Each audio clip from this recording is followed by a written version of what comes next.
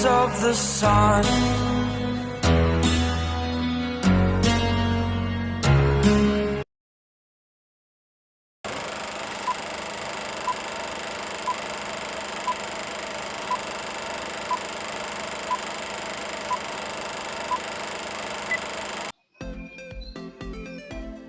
Ya, selamat pagi. Di sini akan saya membawakan materi atau sedikit penjelasan dari psikologi belajar. Sudah psikologi belajar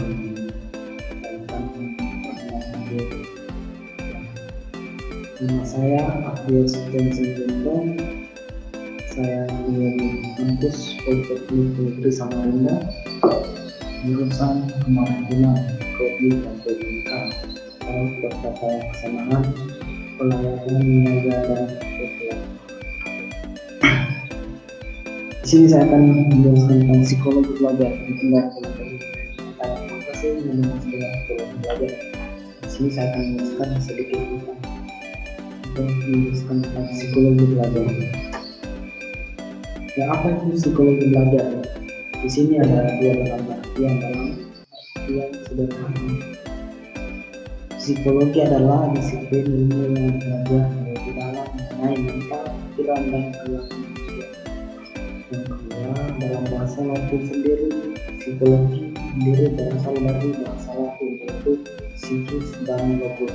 Psikis berarti jiwa, sedangkan logos berarti pengetahuan yang berarti pengertian psikologi secara ilmuwan yang belajar kejiwaan. Apa itu belajar?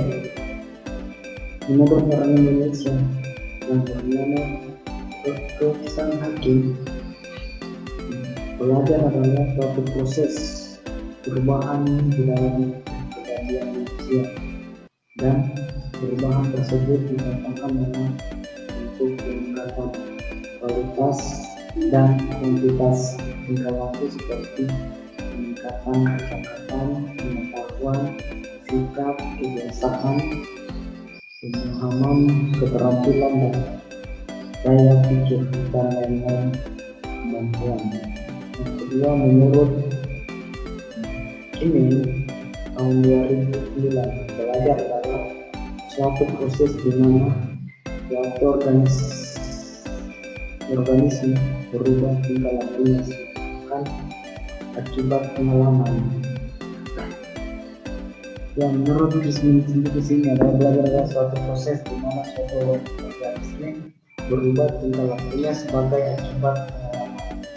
Yang ketiga, sedangkan pengertian belajar dapat didefinisikan sebagai suatu proses usaha yang dilakukan seseorang untuk memperoleh suatu perubahan tingkah laku yang baru secara keseluruhan sebagai hasil pengalamannya sendiri dalam interaksi dengan lingkungannya. Prinsip belajar dengan pengalaman aktif yang di sini ada prinsip belajar. Yang pertama, belajar penemuan diri sendiri. Yang kedua, konsekuensi dari pengalaman. Yang ketiga, kerjasama dan kolaborasi. Yang keempat, proses evolusi. Yang kelima, keadaan atau proses yang keenam, proses emosional dan intelektual. Yang ketujuh, individual dan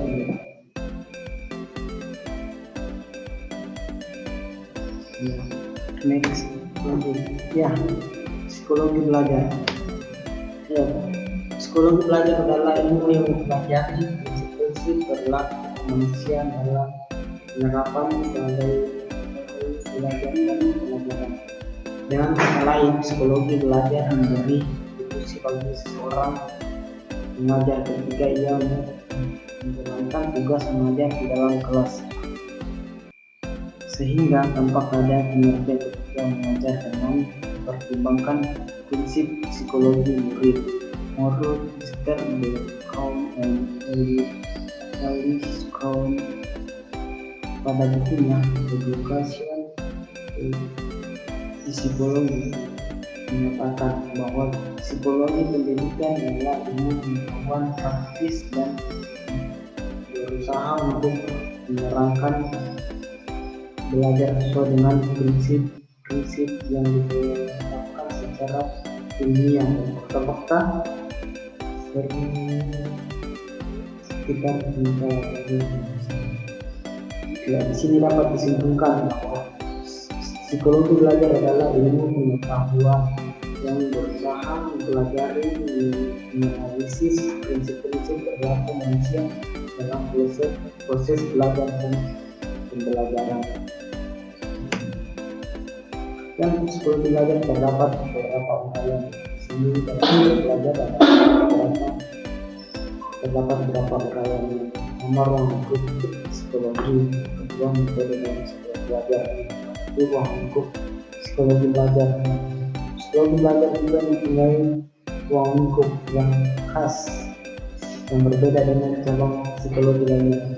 Psikologi sebagai ilmu di samping pelajaran pengetahuan secara teoritis juga memaparkan kajian yang bersifat praktis, yaitu metode dalam psikologi belajar yang ada 8 metode psikologi belajar.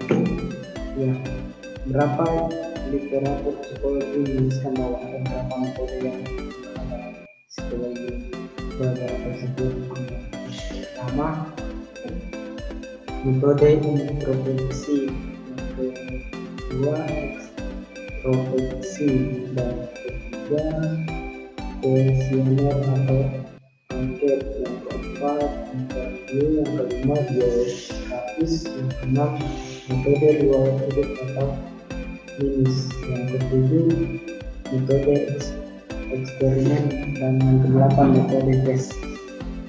Yang lanjut, manfaat psikologi belajar bagi para pelajar. Manfaat bagi guru dalam belajar psikologi pendidikan antara lain agar guru memahami perbedaan siswa atau diversity of student, untuk menciptakan iklim belajar yang kondusif di dalam kelas, untuk memilih strategi dan metode pembelajaran yang tepat, memberikan bimbingan dengan pengarahan kepada siswa atau konseling. Yang selanjutnya, manfaat mempelajari psikologi. Manfaat dan kegunaan psikologi belajar merupakan alat bantu bagi penyelenggara belajar untuk mencapai tujuan pelajaran. Psikologi belajar dapat menjadikan kekuatan berpikir dan bertindak pada guru, konselor, dan juga tenaga profesional pendidikan lainnya dalam mengelola proses pembelajaran. Fungsi psikologi belajar dalam pembelajaran. Sini menurut Wade dan Gilmer, psikologi belajar memiliki beberapa fungsi, yaitu untuk menjelaskan, mempresentasikan, mengukur fenomena atau dalam kegiatan belajar mengajar. Dan dalam pengertian sebagai ilmu, juga memiliki fungsi merekomendasikan. Psikologi belajar berfungsi memberikan pemahaman mengenai sifat dan ketertarikan sebagai aspek dalam belajar dan pembelajaran. Dalam hal ini, psikologi belajar mengkaji konsep mengenai aspek perilaku manusia yang terlibat dalam belajar dan pembelajaran, serta lingkungan yang terkait. Ya, kita masuk dalam aktivitas belajar. Sini saya akan menjelaskan tentang pengertian aktivitas belajar. Pengertian aktivitas belajar. Aktivitas belajar adalah aktivitas yang bersifat fisik maupun mental. Dalam proses belajar, kedua aktivitas itu harus saling berkaitan. Lebih lanjut lagi, dia menerangkan bahwa dia menerangkan dalam buku Taring Luar bahwa jika seorang anak berpikir tanpa berbuat sesuatu berarti anak itu tidak berpikir.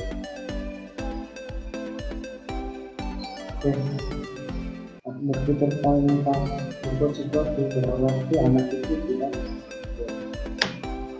Ya, apa saja aktivitas dalam belajar? Ya, di sini ada beberapa aktivitas dalam proses belajar, yaitu visual activities, yaitu segala kegiatan yang berhubungan dengan aktivitas belajar dalam melihat, mengamati, dan memperhatikan. Yang kedua, oral aktivitas, yaitu aktivitas yang berhubungan dengan kemampuan siswa dalam mengucapkan, melepaskan, dan berpikir. Yang ketiga, aktivitas yang berhubungan dengan kemampuan siswa dalam berkonsentrasi menyimak pelajaran. Yang keempat, yakni segala keterampilan jasmani siswa untuk mengekspresikan bakat yang dimilikinya. Yang kelima, writing aktivitas yang berhubungan dalam hal menulis cerita, karangan, laporan, dan melayani. Yang keenam, mental aktivitas, yakni aktivitas belajar dalam mengerti, mengingat, memecahkan soal, dan menganalisis.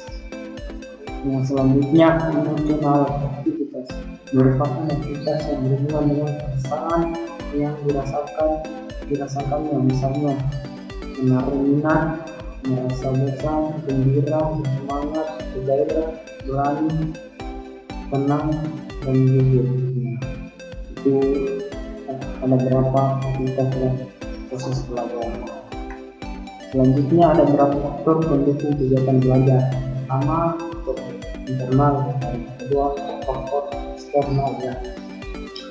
Faktor internal merupakan motivasi idealis yang membantu seorang dalam belajar. Seseorang yang memiliki motif internal akan lebih kuat dalam proses belajar dan tidak mudah terpengaruh oleh lingkungan. Motif internal lahir dari perenungan tentang konsep diri atau filosofi yang mempertanyakan manfaat belajar. Manfaat belajar itu sendiri. Seorang belajar tentunya karena sadar akan ketidaktahuan dirinya menguasai suatu pengetahuan atau keterampilan. Yang kedua, faktor eksternal. Faktor eksternal adalah seluruh faktor yang mendukung proses belajar luar motif idealis. Faktor eksternal yang meliputi peran dari orang tua, pengajar, dan lingkungan sekitar. Faktor ini sering terabaikan yang diakibatkan oleh misalnya dengan tekanan atau paksaan yang diterima oleh pelajar. Pelajar yang telah menganggap belajar hanya sebagai paksaan dari pengajar, maka belajar ini hanya tidak menentukan kewajiban yang tidak dilakukan akan mendapatkan hukuman. Di sini ada macam-macam metode belajar. Di sini ada 10 macam-macam metode belajar. Yang pertama, metode konvensional atau metode ceramah. Yang kedua, metode diskusi. Yang ketiga, metode demonstrasi. Yang keempat, metode situasi. Yang kelima, metode percobaan. Yang keenam, metode pemecahan masalah atau problem solving. Yang ketujuh, metode discovery. Yang kedelapan, creative spirit. Yang kesembilan, arithmetic. Yang kesepuluh, metode inquiry. Ya, saya akan menjelaskan dulu metode belajar ini. Pertama, metode konvensional atau metode pengalaman. Konvensional merupakan kegiatan belajar mengajar yang diawali dengan penyajian informasi bahan ajar yang akan dipelajari yang disertai dengan penelitian soal, pemberian tugas, diskusi dan tanya jawab sampai pada akhirnya siswa dapat mengerti apa yang diberikan oleh guru. Yang kedua, metode diskusi. Metode diskusi adalah cara penyajian pelajaran di mana siswa dihadapkan pada suatu masalah yang bisa berupa pertanyaan atau pernyataan yang bersifat problematik untuk dibahas dan dipecahkan bersama. Metode diskusi adalah metode mengajar yang sangat erat hubungannya dengan belajar memecahkan masalah atau problem solving. Metode demonstrasi yang menurut Cecep dalam 16 algoritma. Metode demonstrasi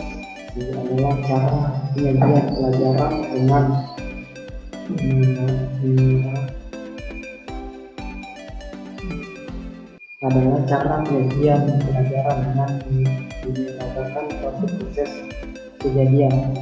Metode demonstrasi biasanya diaplikasikan dengan menggunakan untuk pelajaran seperti menggunakan mengatur gambar, perangkat alat, laboratorium dan lain-lain.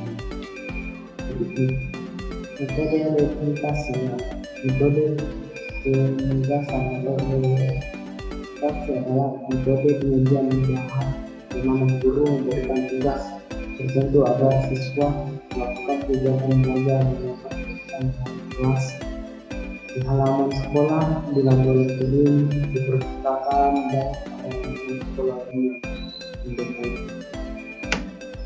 Metode percobaan menurut Saiful Diana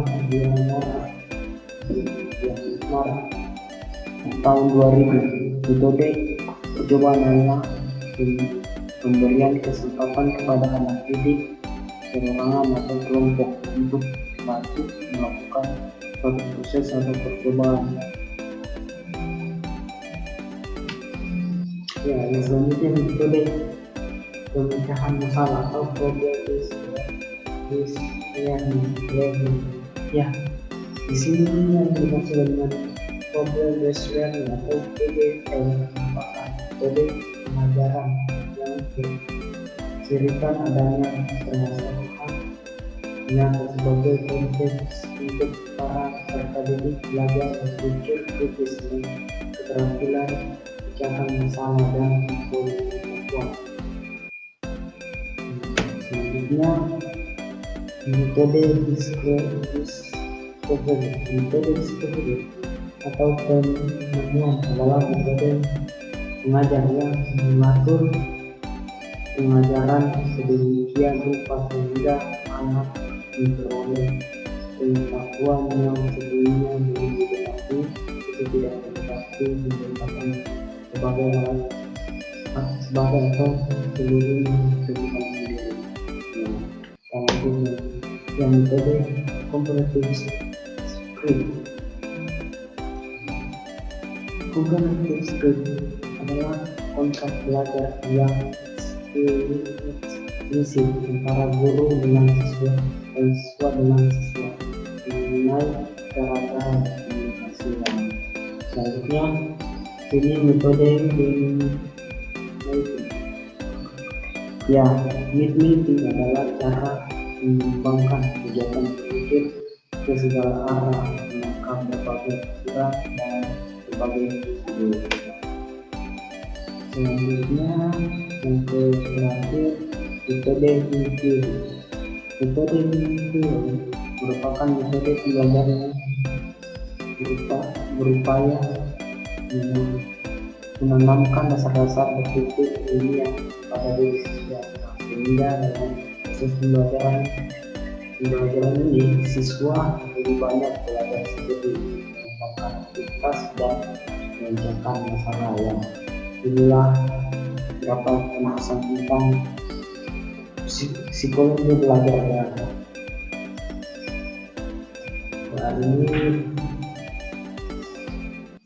yang tentang pembahasan psikologi belajar. Sampai di sini ya. Selamat